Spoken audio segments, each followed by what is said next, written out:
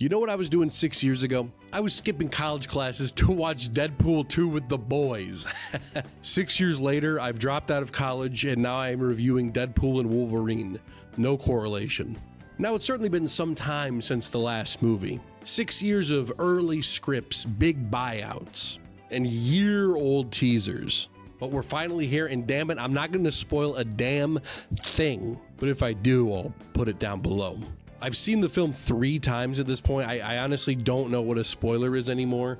The final don't watch the final trailer.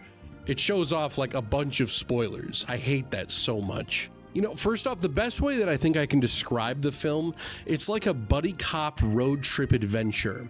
So if you like films like The Other Guys or Due Date, I think you would really like this one, even if you're not really a comic historian, if you will. Well, look, aside from this being a Deadpool movie, this is also the first big introduction of mutants into the MCU, unless you count the hit movie The Marvels that everyone saw, in which there was an end credit scene where you see Beast.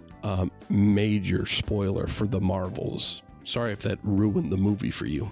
But speaking of MCU, just like in general, one side note that really surprised me, they were tearing into the MCU in this one. There's a lot of in-jokes talking about how rocky the scene is right now.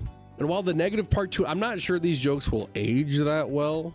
Any fourth wall breaking like this is already leagues better than whatever the She-Hulk fourth wall break was. Back to the movie, let's get this out of the way. The opening credits are worth the price of admission. Each of the 3 times that I watched the movie, afterwards, I would go to Spotify, go to NSYNC's Bye Bye Bye. I would then attempt to put it on my playlist only to realize that it's already there. How silly of me.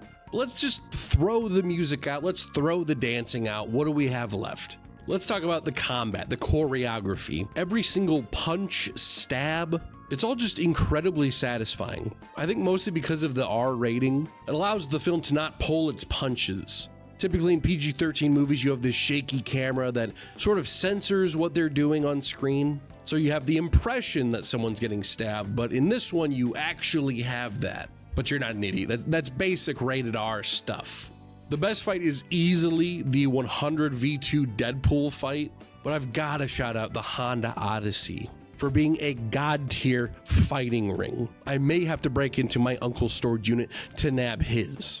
You know, I don't know if it's weird to say, but until I watched the movie, I never realized how well Hugh Jackman and Ryan Reynolds work together. Literally the moment I saw Deadpool 1, I was like, these 2 characters have to be together. It took us 6 years to get there, but we got there. These actors' relationship makes up for 90% of the chemistry that you see in the film. Granted, I don't want to discredit any of the writers. Obviously, a lot of it does come from the initial character interactions, just based off of the comics and other types of media. But to give a deeper perspective, going into it, I was kind of worried that Wolverine would sort of be this side project that wouldn't be as important to the plot. But no, they both play a great deal of importance. And one thing that I just love about Deadpool movies in general, for all 3 of them, 90% of it is the typical raunchy, edgy stuff.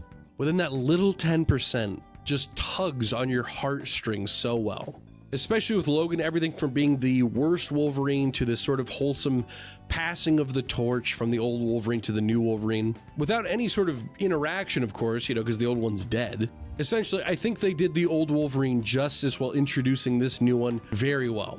Add to that the fantastic supporting cast. Now, we don't get a lot of the OG, aside from pretty much the beginning scene and the end scene, but the new additions just slip in like butter. I'm gonna spoil a little bit here, so look, if you don't want spoilers, skip to this part in the video. How they kept any of these cameos a secret is beyond my imagination. Aside from the ones they spoiled on purpose for the trailer, whatever. Chris Evans as the Human Torch, Elektra and Blade from the early 2000s movies, the never-before-seen Channing Tatum as Gambit. It's something as a comic book fan and as an early movie fan, got me super excited. And even if you have no idea who they are, I don't think that takes away from their characters at all. But stepping back a little bit, the environment for pretty much the entire film is we're in the TVA Abyss Void place, which again adds to the sort of misfit charm that these new characters bring, as they're pretty much just castaways from their old films. As for any negative, I'm gonna beat a dead horse to a pulp Yes, the CGI at times is a little bit iffy. Specifically when Hugh Jackman puts on the mask of Wolverine, there's some really cool parts where they're like going through a bus, they jump out of it, but just sort of like the way that he's standing there afterwards. If you've seen it, you know what I mean. Just sort of like a basic like Street Fighter like sort of movement to it. It's weird. It's weird. And the only other negative is very specific. The color correction in this film is odd. The episode reference in the movie, Loki Season 1, Episode 5, we actually do get to see the Void in the TV show, but for some reason, the movie's version of the Void is a lot more colorless to it, and I understand that it's supposed to have sort of a Mad Max feel to it, very deserty, but I don't think it would have hurt for them to have a little bit more color added. But look, overall, I've seen it 3 times for a reason. I absolutely love it. Is it worth watching? Absolutely. Is the MCU back on track? Maybe. I feel like the real movie that will definitely test that question is going to be the new Captain America Brave New World movie, as that's something that I think will more so set the tone, while this movie is just God tier on its own. But for now, if you've seen it or not, go watch it again or go watch it for the first time, because I'm going to need Deadpool and Spider-Man before the year 2030. Deadpool and Wolverine gets an easy 4.5 out of 5.